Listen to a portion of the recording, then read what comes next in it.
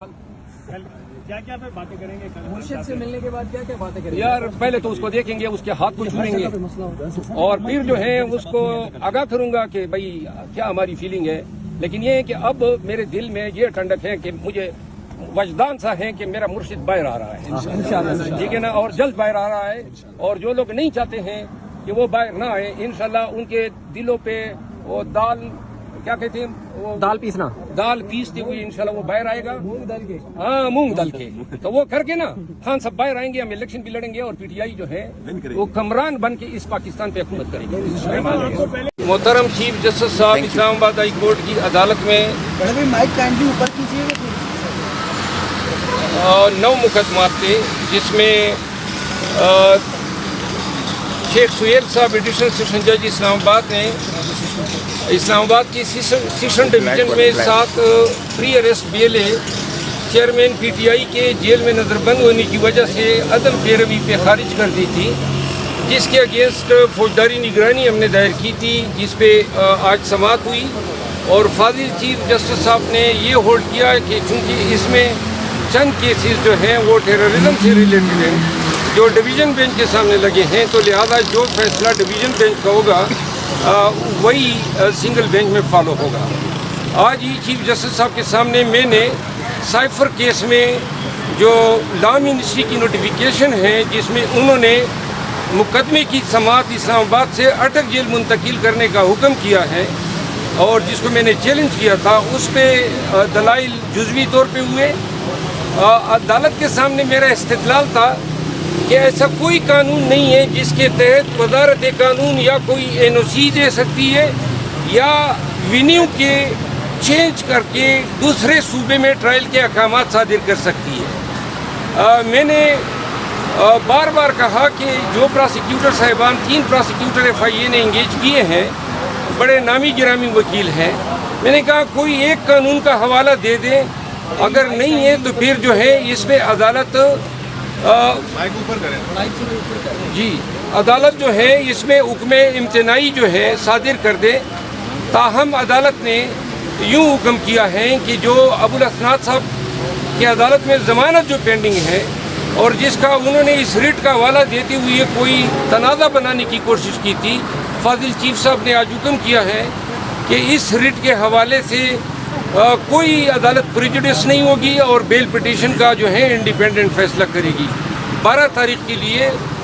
وکیل سرکار اور استغاثے کے پراسیکیوٹر کی طرف سے استدعا پہ کارروائی ملتوی ہو گئی ہے. آج ہی اڈیالہ جیل سے اٹک جیل میں کوشاخانہ کیس میں رکھے جانے کے خلاف میں نے ریٹ دائر کی تھی، اس پہ بھی سماعت ہوئی. اس پہ جزوی سماعت پہلے ہو چکی تھی اور آج عدالت نے مکمل بات سماعت کی. اس ریٹ کی پینڈنسی کے دوران چیئرمین پی ٹی آئی کی جو سزا تھی وہ معطل ہو گئی، تو لہذا اس کا جیل میں سٹیٹس جو تھا وہ کنوکٹ یا قیدی کے بجائے انڈر ٹرائل پرزنر کا ہو گیا ہے، اور اسی لیے جیل کے جو رولز ہیں وہ اس پہ اب انڈر ٹرائل پرزنر کے رول کا اطلاق ہوتا ہے. رول 225 میں 2018 میں ترمیم کی گئی، جس کی روح سے 3 کلاسز بنائی گئی. اس میں ایک پولیٹیکل کلاس ہے، چیئرمین پی ٹی آئی پولیٹیکل کلاس میں فال کرتے ہیں. پرسوں بارش ہوئی، تیز ہوا چلی، چیئرمین پی ٹی آئی جس سیل میں تھے اس کا چھت ٹین کا بنا ہوا تھا، وہ ٹین گر گئی اور سارا رات بھر پانی اس کے سیل میں گرتا رہا. جو میٹرس تھی وہ پوری پانی میں ڈوب گئی تھی اور چیئرمین پی ٹی آئی رات کو نیند نہیں کر سکے. آج عدالت کو میں نے یہ بتایا کہ اڈیالہ جیسی جیل جو پاکستان میں 4تھے نمبر پہ ایک ایڈمنسٹریٹیولی اور انمیٹ کے حوالے سے سب سے بڑی جیل ہے، سب سے سیکیورڈ جیل ہے، جس میں اے بی اور پولیٹیکل کلاس کی فیسیلیٹیز ہیں، جس میں اپنا اسپتال ہے، جس میں ڈاکٹرز ہیں. چونکہ یہ فیسیلیٹیز چیئرمین پی ٹی آئی کو ڈینائی کرنی ہے، تو اس وجہ سے سیکیورٹی کا بہانہ بنا کے اٹک جیل جو ہے وہاں پہ ان کو رکھا گیا ہے. اس پہ ویلاگ کیا تھا سمیع ابراہیم نے کہ جی بہت سارے نامعلوم اس جیل میں ٹھہرے ہوئے ہیں، تو لہذا خان کی زندگی کو جو ہے شدید خطرات لاحق ہیں، اور اس وجہ سے چیئرمین پی ٹی آئی کو جو ہے فوراً سے پیشتر اڈیالہ جیل منتقل کرنے کا حکم صادر کیا جائے۔ عدالت نے دونوں طرفین کی بات سننے کے بعد مقدمے میں حکم ریزرو کر لیا ہے۔ امید ہے 1-2 ایام میں یہ فیصلہ آ جائے گا۔ آج ہی آنریبل جسٹس بابر ستار صاحب کی عدالت میں شاندانہ گلزار اور شہریار افریدی کی طرف سے جو کیسز 3 MP کے میں نے چیلنج کیے تھے اس پہ سماعت ہوئی۔ بابر اعوان صاحب بھی موجود تھے۔ آج کی سماعت کا خلاصہ یہ ہے کہ آج یہ انکشاف ہوا کہ اسلام آباد کی حکومت یعنی جو گورنمنٹ ہے اسلام آباد کی، جو چیف کمشنر کے نام سے عموماً جانی جاتی ہے، یہ 1980 میں اس وقت کے مارشل لا ایڈمنسٹریٹر جو ڈکٹیٹر تھے ضیاء الحق صاحب، انہوں نے ایک حکم نامہ صادر کیا تھا اور ایک چیف کمشنر کو کچھ اختیارات دیے تھے، لیکن بعد میں آئین میں تبدیلیاں ہوتی گئی اور اب جو ہے اسلام آباد کے تمام ایگزیکٹو، انتظامی اور لیجسلیٹو معاملات وفاقی حکومت کے پاس ہیں۔ تو لہذا آج یہ انکشاف ہوا کہ جو AMPO کے تحت جو احکامات ڈپٹی کمشنر صادر کر رہا ہے وہ قانون 1965 میں بنا تھا، جب اسلام آباد بنا ہی نہیں تھا، نہ اسلام آباد کا کوئی انتظامی ڈھانچہ تھا، نہ کوئی اسلام آباد کا ڈپٹی کمشنر تھا، نہ کوئی ضلع تھا۔ تو لہذا یہ اختیارات کب DC اسلام آباد کو کس نے تفویض کیے، اس کا جواب ڈپٹی کمشنر اور چیف کمشنر اسلام آباد آج عدالت میں نہ بتا سکے۔ اس پر عدالت نے حیرانگی کا اظہار کیا، اٹارنی جنرل کو نوٹس دیا ہے، امائکس کیوری مقرر کیے ہیں اور ڈپٹی کمشنر کے خود ساختہ اختیارات 3 MPO کے تحت پابندی لگا دی ہے کہ اب وہ اسلام آباد میں کسی بھی شہری کے خلاف، کسی بھی آدمی کے خلاف 3 MPO کے تحت اختیارات ایکسرسائز نہیں کرے گا، اور ساتھ ہی چیف کمشنر پہ قطعاً لگا دیے کہ وہ اب کوئی اختیارات تفویض بھی نہیں کرے گا۔ آج ہی میں نے عدالت کو یہ بھی بتایا، جس پہ عدالت نے جو ہے اپنی ناراضگی کا اظہار کیا کہ شاندانہ گلزار کے موبائل ابھی تک واپس نہیں کیے گئے ہیں، جس پہ SSP آپریشن نے کہا کہ میں جلد ہی ان کی واپسی کے احکامات جاری کر دوں گا۔ جی کوئی سوال ہے تو میں آپ صاحب آپ اور اب جو ہے اسلام آباد کے تمام ایگزیکٹو، انتظامی اور لیجسلیٹو معاملات وفاقی حکومت کے پاس ہیں۔ تو لہذا آج یہ انکشاف ہوا کہ جو AMPO کے تحت جو احکامات ڈپٹی کمشنر صادر کر رہا ہے وہ قانون 1965 میں بنا تھا، جب اسلام آباد بنا ہی نہیں تھا، نہ اسلام آباد کا کوئی انتظامی ڈھانچہ تھا، نہ کوئی اسلام آباد کا ڈپٹی کمشنر تھا، نہ کوئی ضلع تھا۔ تو لہذا یہ اختیارات کب DC اسلام آباد کو کس نے تفویض کیے، اس کا جواب ڈپٹی کمشنر اور چیف کمشنر اسلام آباد آج عدالت میں نہ بتا سکے۔ اس پر عدالت نے حیرانگی کا اظہار کیا، اٹارنی جنرل کو نوٹس دیا ہے، امائکس کیوری مقرر کیے ہیں اور ڈپٹی کمشنر کے خود ساختہ اختیارات 3 MPO کے تحت پابندی لگا دی ہے کہ اب وہ اسلام آباد میں کسی بھی شہری کے خلاف، کسی بھی آدمی کے خلاف 3 MPO کے تحت اختیارات ایکسرسائز نہیں کرے گا، اور ساتھ ہی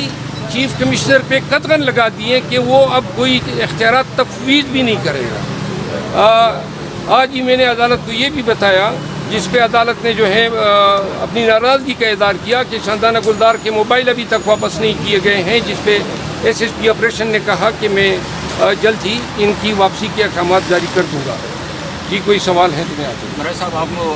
عمران خان کے ساتھ ملنے کی اجازت مل گئی، اس حوالے سے بتائیں۔ جی مجھے عمران خان صاحب سے ملنے کے لیے بہت سارے لوگ رکاوٹیں بنی ہوئے ہیں۔ آج میں نے چیف جسٹس صاحب کو آگاہ کیا کہ میں ملنا چاہتا ہوں، حکام موجود ہیں، ان کو ہدایت دے، تو چیف صاحب نے وکیل سرکار کو ہدایت کی ہے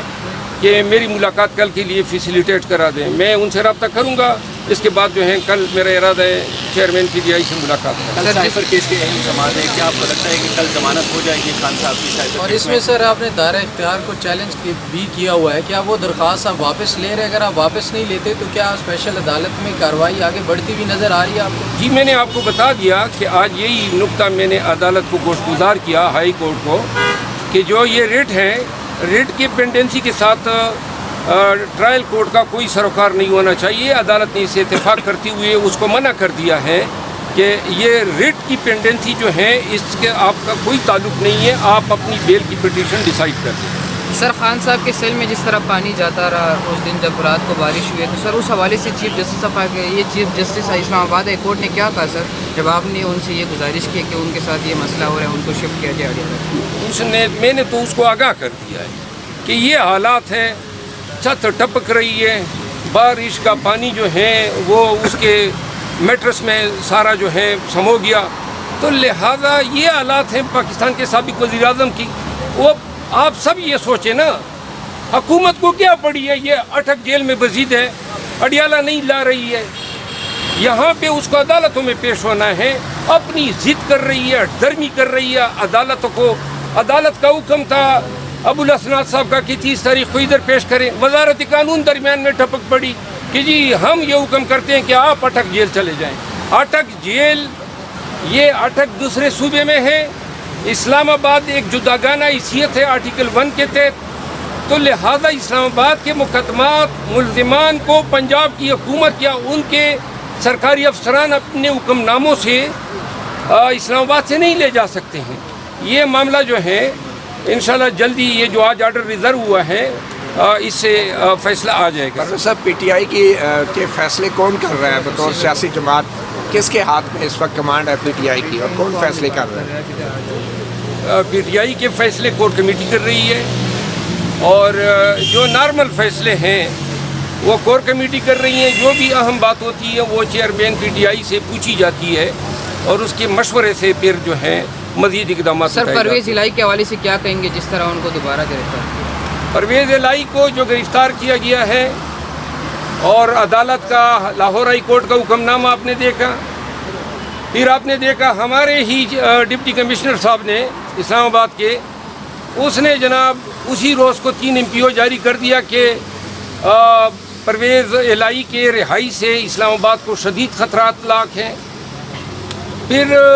ان کو یہاں لایا گیا اٹک جیل سے پھر نکال کے بھیمز اسپتال, پھر پولیس لائن میں انہوں نے. یہ آپ دیکھ رہے ہیں یہ سرکاری ادارے یا انتظامی ادارے سیاستدانوں کے ساتھ کبھی اس طرح ہوا ہے؟ عدالتوں کی احکامات کی پامالی جس تواتر سے جاری ہے, یہ جو بار کونسل نے کنونشن رکھی ہے, پشاور میں جو کنونشن ہے, یہ عدالتوں کے احکامات کی بار بار بے توقیری جو ہے اب وکلاء کو متحد کرنے میں مدد دے رہی ہے. اور انشاءاللہ جب وکلاء عدالتی احکامات کے تحفظ میں اور عدالتی وقار کے حق میں نکلیں گے تو مجھے یقین ہے کہ وہ وکلاء تحریک کی شکل اختیار کر جائے گی. اچھا شرف افضل صاحب یہ بتائیں کہ 3 MPO جو اختیارات معطل ہوئے اس کے تحت کتنے لوگ اسلام آباد میں جو ہے ابھی تک 3 MPO کے تحت جیل میں ہیں یا کسٹڈی میں ہیں, اور کتنے لوگوں کو فائدہ ہوگا اور اس کا کیا اثر پڑے گا پہلے سے گرفتار شدہ لوگوں پر؟ یہ تو آج کے بعد جو احکامات ہیں وہ صادر نہیں کرے گا. پہلے سے جو جاری کردہ احکامات ہیں وہ تو آلریڈی زیر سماعت عدالتوں میں, اور ان کو اس آرڈر کا کافی اثر پڑے گا اگر یہ حکم نامہ دیگر عدالتوں میں لے جایا جائے کہ جی اس کے پاس تو اختیارات ہی نہیں ہے, تو لازماً جو ہیں وہ ان لوگوں کو فائدہ دے گا. اسلام آباد میں ڈپٹی کمشنر آج اپنے عدالتی یا انتظامی اختیار سے بے توقیر ہو گیا ہے, اور یہ جو بھی لوگ اس طرح اپنے اختیارات کا ناجائز استعمال کریں گے, انہوں نے اتنا غلط استعمال کیا کہ آج عدالت کو اپنے تئیں ہم نے استدعا بھی نہیں کی. عدالت نے جو ہے